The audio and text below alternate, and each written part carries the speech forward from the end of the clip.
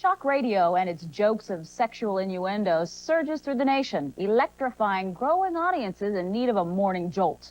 Well, of course, it means one thing to the stations plugging into it, money, setting off competition for the raciest show in town. Shock in Tampa may not apply, but as Night Beat's Tom Corbin reports, in the first of a three-part series, it's all in the ear of the beholder.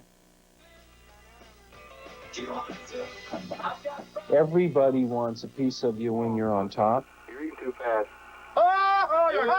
Hold on a minute! There's plenty in the morning. Keep you busy. We're focusing on the trivial things now because that's entertainment. 95 YNF Genesis there. Ron Diaz and Ron Bennington. It's a Thursday morning dream date. Oh, yeah. It's all right. I like it. Freeform, just wide open. Improvise. Definitely improvise. Drive time, 6 to 10 a.m.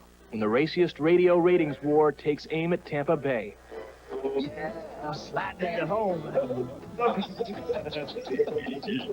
Cleveland Wheeler, the boss of FM, the voice of WRBQ's top-rated Q-Zoo since '78.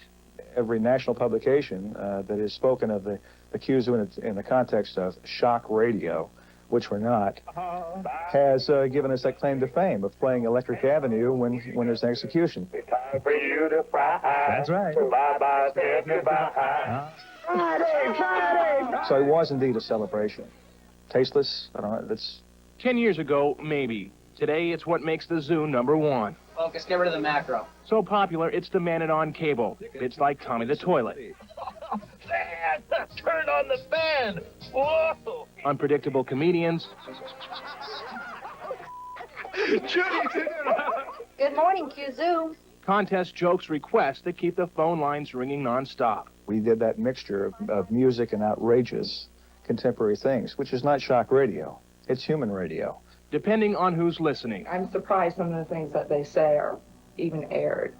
That's why I think I listened to it. This is a new survey. Yeah, well, see, we've got about a 3-to-1 advantage over everybody in 25-54 shares. Which is the reason behind the risque. 21.8 shares means over $4 million, 30% of the station's total revenue. Closest competition, WYNF at 8.3, up from 8th in a single year behind a pair called Ron and Ron. Last week, it was big unit dream date. A woman called in and said she'd prefer a guy who was, measured up. And this week, we figured, let's do something for the guys. Also, not just a dream date, but they said you can do their laundry. I think people relate to what they have to say, and most importantly, I think they're the funniest guys in town.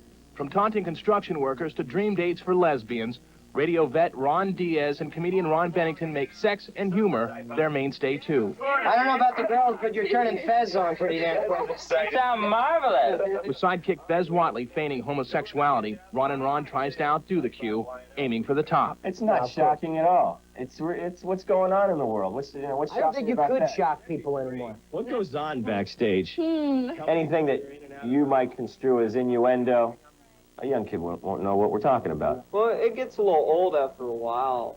Very racist. Sometimes offensive. Cassie's wearing this whole kind of baked potato thing, too. Their plates are everywhere. They're happening guys. I usually can't get out of bed, and in the morning, they make me laugh, when I'm driving to work or whatever. Yeah, this is war, but it's war games, okay? It's like a Mike Tyson thing coming down here. Their war cry, it's almost as well known. You're not out to kill them, you're just trying to make them look a little silly, a little stupid, a little out of touch. TriStar 1000, a vacuum that really sucks. But how far will it all go? When will the ratings hungry really have to hide in shame? It depends on the question, what's entertainment? Maybe PG sometimes, but it's very real. We're just a mirror of what's happening,